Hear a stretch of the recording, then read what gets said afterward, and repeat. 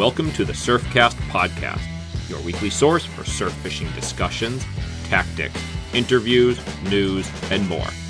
The Surfcast podcast is hosted by Jerry Audet and Toby Lapinski, two of the most dedicated and obsessed surf fishermen that you will ever meet. The tide is up, the wind is at our back, so let's hit the surf.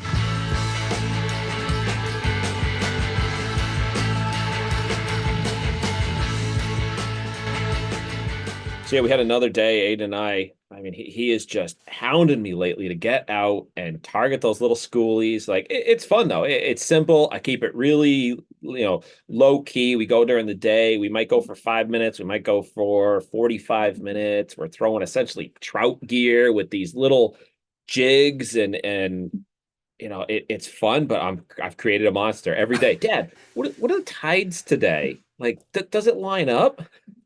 Well, the other thing is it's been so warm. I mean, that's really the other thing. I mean, if it was 25 degrees, I wonder what he would be saying. Hopefully he says he wants to go anyways. But boy, it's 50 degrees. I have told him every time we're out, it's so cool when it starts snowing and you're catching schoolies. So I'm sure one of these days it's going to be snowing and he's going to be like, Dad, what are the tides right now? Do you think we could go try that? That's cool. Yeah, no, that's cool. Now I'm ready to drive down. If it's snowing, I'm in. Let's go catch some friggin' 20-inch fish. I'm in. It sounds like fun. It is. It is a lot of fun. That's cool. Yeah. So, and speaking of fun, this is the Surfcast podcast. Reminder to everyone, make sure you subscribe to the podcast so you don't miss anything. You see the posts when they come out. Very important to follow along. So just wanted to throw that out there. So actually, Toby, today's topic fits in perfectly with what you were just talking about, which is we're going to talk a little bit about holdovers. Now, we're not going to go into details about how to catch them and that kind of thing, but we're just going to talk about holdovers in general and some of our thoughts about the process and the fish and philosophy of the whole thing. So with that being said, what do you think of holdover fishing, maybe in general? And, you're a lot more knowledgeable about it than I am. So can you just give me some of your thoughts, sort of maybe some things you want to get out there about holdovers? Yeah, so obviously we're referring to striped bass here exclusively in this concept. And it does to a degree stray from the surf cast side, but still I've never targeted holdover striped bass in the winter from a boat. I know guys do it and all, but that is a whole other level of no interest right now. Well, they wouldn't count, so it doesn't really matter. So. Exactly.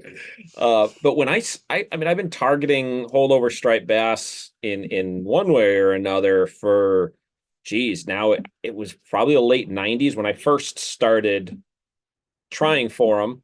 I didn't realize that they were there. Like, I kind of knew, but never really bothered. For me, it was more like, how early in the season could I start, or how late could I push it? Right. And eventually, like, the two pieces crossed. And I went by what everyone had talked about at the time, the biggest rivers in New England, the deepest water, and that's what I looked for. And it was difficult to find off the beaten path places. I was going to the same places everybody else went, because that was the idea of it. And then somewhere along the line, I realized that holdover striped bass exist in way more places than generally is thought.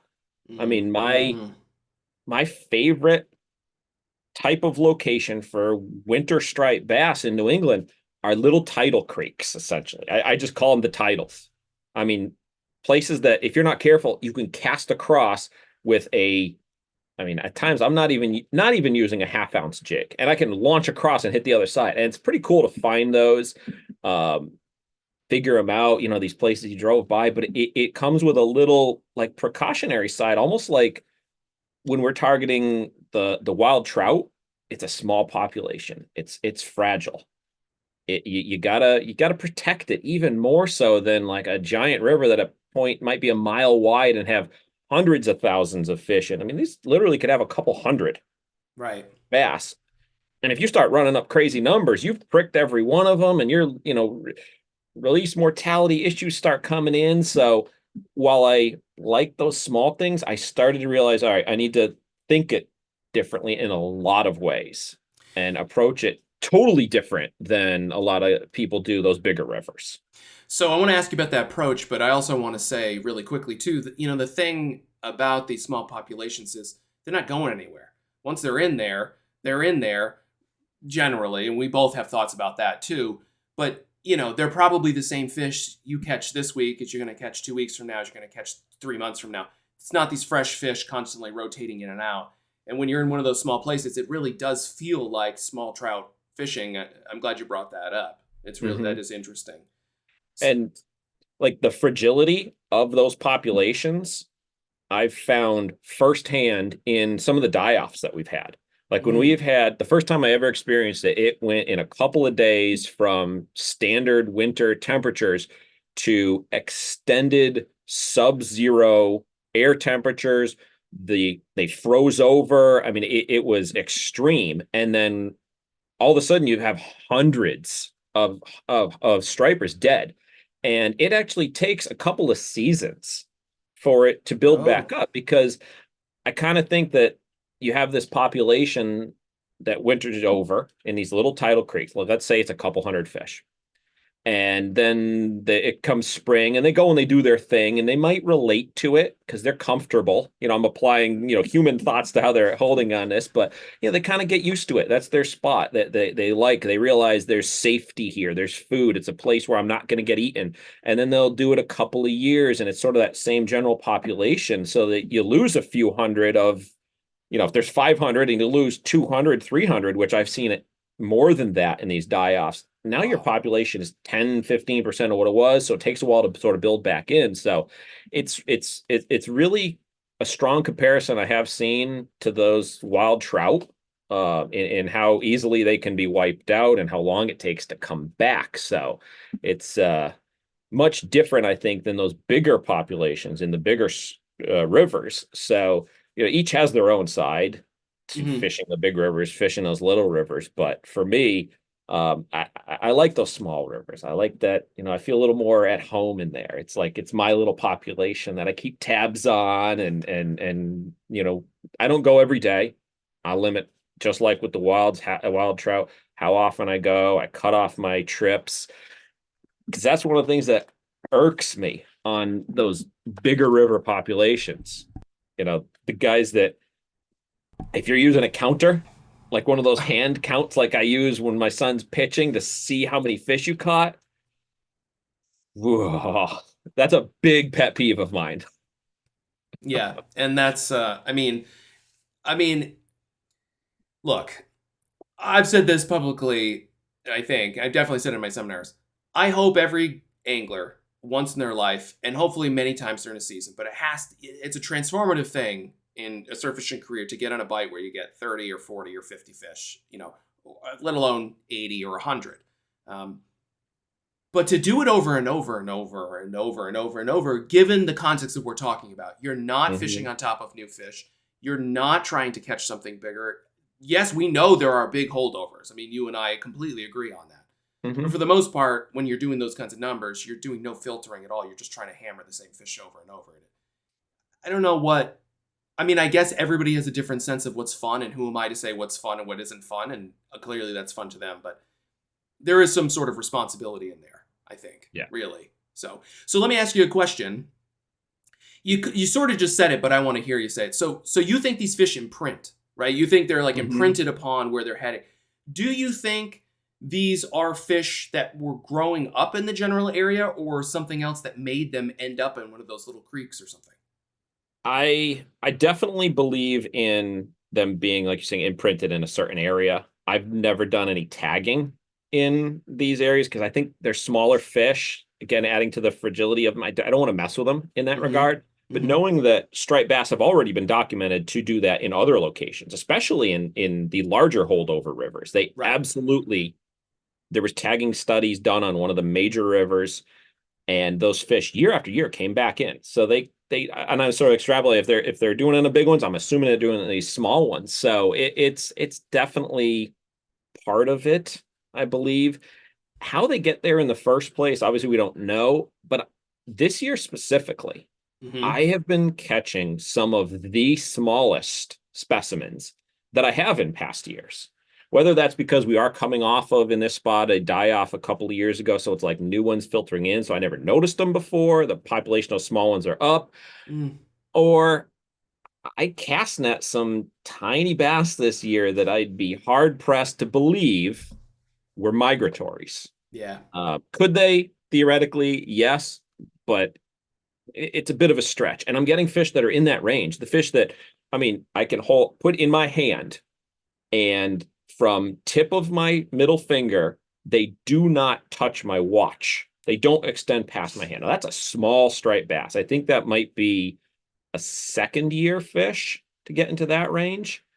Um, and if I'm not mistaken, generally accepted, it's like the fourth year of a striped bass's life Right. before they leave their natal river. So they're definitely not 4-year-olds that Yeah, I've caught. right. Yeah, So exactly. in that regard, I mean, heck, one of the ones Aiden, my son, caught on our last trip, he was laughing, like joyfully laughing at how small it was. And he looked at me, he's like, Dad, this thing was born near here. I know it. There's no way that thing could swim a couple hundred miles and not get eaten by a bluefish or a shark, a striper, a porgy could have eaten that thing. Like, Yeah. They're cute. They're like little yeah. miniatures. Yeah. And one thing with, a whole other subject we get to some other day, but in the very least, my thoughts on spawning of the striped bass, they're so resilient to the point where if you can throw a couple hundred in the 1800s into a train, trek them across the country, dump them in the Pacific Ocean, and they flourish to the point where you can support a commercial fishery, I think they can figure out how to spawn in most rivers of the Atlantic Ocean. That's right. That's right. And we definitely know that they breed in other places and imprint because I think one of the best examples that's been like most publicly documented, I think, is like the Kennebec in Maine. That's like Mhm. so distinct from where they, where they're from, sort of thing. Yeah. I'm air quoting for people who are listening. Because the Kennebec has an imprinted population that disappeared and there was huge fish, like very big fish. Not exactly sure where they came from. They didn't come from the Chesapeake because they were coming in really early. They were breeding. They got wiped out, like seems to keep happening with the striped bass. And then there was fish that were introduced to the Kennebec and they imprinted and now they spawn there. And that's why there's special regulations in the Kennebec. Specifically, that watershed has hook regulations that are different Mhm. because in the spring we know that there's spawning going on there, as far as I know. The thing that's going to be interesting, and I'm not sure how many people are aware of this, but there's a study that's happening on the Vineyard to see if they have a local spawning returning population because there's been chatter about, there's been a few anglers there who've been catching like pretty decent fish holdovers on the Vineyard. Do they have a resident population? And it's going along, I think, and I don't know the details, and I'm probably getting this wrong, so don't rely on us. We say we cover the news of surfcasting, but also maybe we, don't rely on this for your primary news source. But I believe it's somehow also related. They're looking at like herring and stuff too, and like how that all sort of corresponds. So I'll be really interested to see those data when they come out about, are those fish the vineyard fish? It makes it really exciting too, because it's like, we always talk about my spot, your spot, my fish, these, but it's kind of like if it's your area and you have a little creek like that, they're like, it's like your little fishery, you're really owning it, I get like one of my spots. I know other people fish it. I see it often when I'm not fishing. I drive, in my course of a week, I'll drive by it on occasion to just go kind of look, or just in my general errands I'm running. And if I see someone parked there, I slow down. I'm looking, and you're on my fish. Like I know they were there before I found them, and it because again, it goes back. Like I said, I take it personally that like you're saying now, they're kind of like my little fish that I'm growing up with, but it is so fragile, and I don't know if people, understand that, and I'm not faulting them for it because you wouldn't automatically think it. When I first started wild trout fishing, I didn't think of that. Someone had to kind of tip me off to it, and then you realize, and you're like, okay, and as long as once you're made aware of it, if you take that into account, then I don't fault you. If you take it into account and say, screw it, I don't care, then we run into the issues. Like, That's right. you know, I like I said, I limit my numbers. I'll limit the conditions that I'll fish in. Like that's one thing that a lot of people say, oh, in the winter, holdovers are super resilient in that catch and release mortality has to be lower. They're not being stressed in the hot water, the warm water, the warm sun. It's cold. They're fine when you take them out of the water. I've ice fished enough times for, let's say, perch, when you throw them down on the ice and it takes 30 seconds, they're frozen, their gills get frozen, and that The fish is dead. gills. The gills freezing So is the big thing. Yeah. yeah, I won't target these holdovers on those really cold days. Or when if it's an extended amount of cold weather, I'll leave them alone because it can't be good for them. Even if you kill off one or two extras, it's just why? For what Yeah, purpose? exactly. And obviously, and I think most people who know me know how I feel about, release mortality, that we should be doing our best all the time. But the other thing is, and you could tell me if this is true, because again, you have more, experience than I do. During those really cold times, the fishing isn't as good. Like you want to I want to target the warmer times, whether it's time of year, and I mean like February or like March and December, maybe around here. That would be an example. But even like in the month, like waiting when it's going to be 43 instead of 20. I mean, it's just the fishing is better. That's been my experience. Certainly, when there's a extreme cold change in the weather, even when it hasn't quite gotten into that crazy, like this might be damaging the fish. Like let's say it's in the 50s and then it drops to the 30s. That kind of a switch makes it more difficult. I think until they kind of get accustomed to the water Mm, change, mm, then you can get back on them. mm. I've found that they get more concentrated. Like they almost tighten up their schools when it gets really cold like that too. And that leads to another issue that gets run into in some of the bigger rivers is guys, they know the fish are in a spot because they're hitting them. You can feel. I mean, the other day I was bumping them with my little jig. And if it's really cold, they're not as likely going to feed. And you start running the guys just for the sake of catching, start snagging. And it's it's so bad at times on some of these holdover rivers and locations that like there's another negative I throw. Like I'm always fighting with this in my mind of whether it's ethically right to even be promoting the winter fishery, which is why I always try to say, like I start off talking, protect these little guys. So whether it's a small river or a big river, there's so much that you can do to just think about them as that entire population because we don't have the data yet. They're working on it. There was a study, a catch and release mortality study done in Connecticut last winter, Yeah. which I still haven't seen the results on.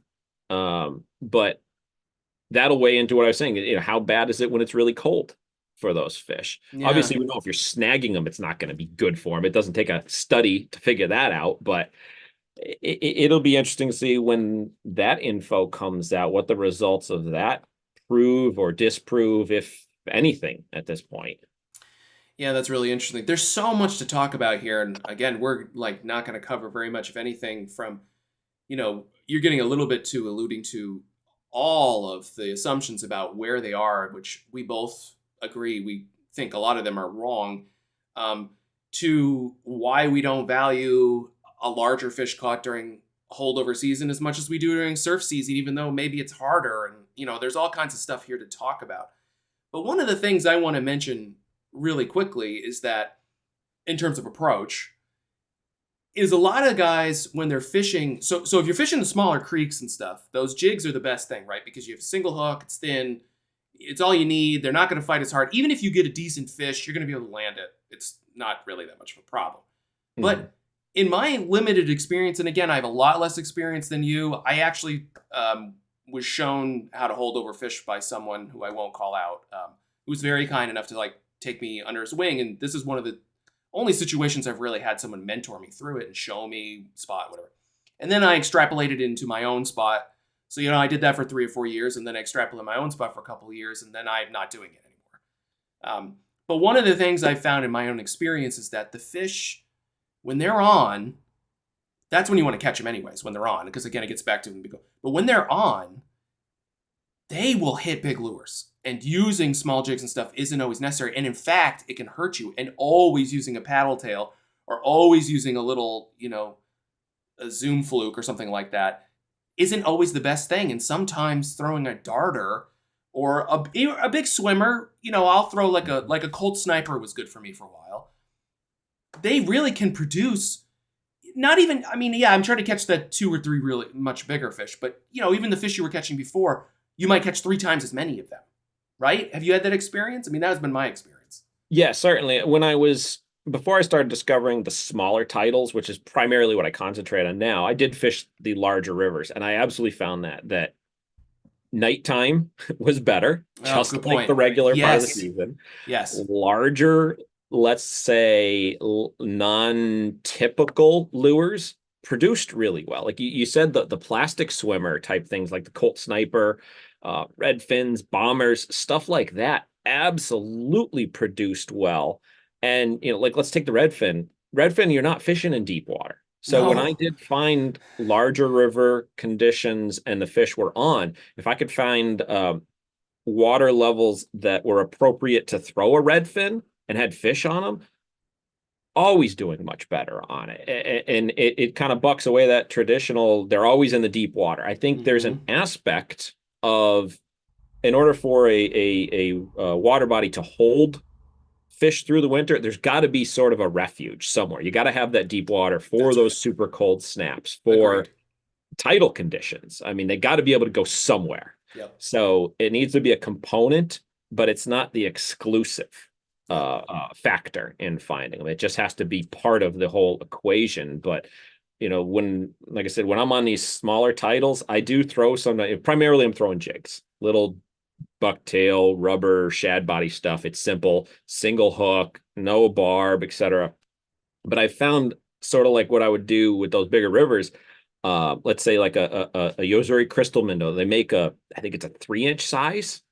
I'll put a single inlines on those, and when the fish are active and moving on to the shallower parts, they're hammering that thing in the middle of winter. So Yeah, it's that's cool. it's a scaled down version of the same concept that works on those bigger rivers, which also adds in like that whole it's like this cool factor of this little mini fishery thing that I have going in a few different places that I've found. And I'm sure I could add more into them. Just like anyone listening here, if you're thinking this through, if you got a tidal river that doesn't lock up, it's small, it doesn't freeze completely, or when it does, there's still some deeper refuges, it's kind of worth poking around. Like the reward of finding that taking place in some little spot in your town or the next town over that like nobody else seems to know about is, it's not the best word to say, but it's just like it's cool to find that. It's Yeah, so rewarding. that's really cool. There definitely is a lot to talk about here, and I guess we'll have to talk about it again more in the future. But in closing, if you find a spot like this, protect it like it was your own child. I mean, I think that's also what we're saying. If you find a little spot like this, protect it, make those fish your own, keep it a secret, and maybe we'll talk about this again on another podcast.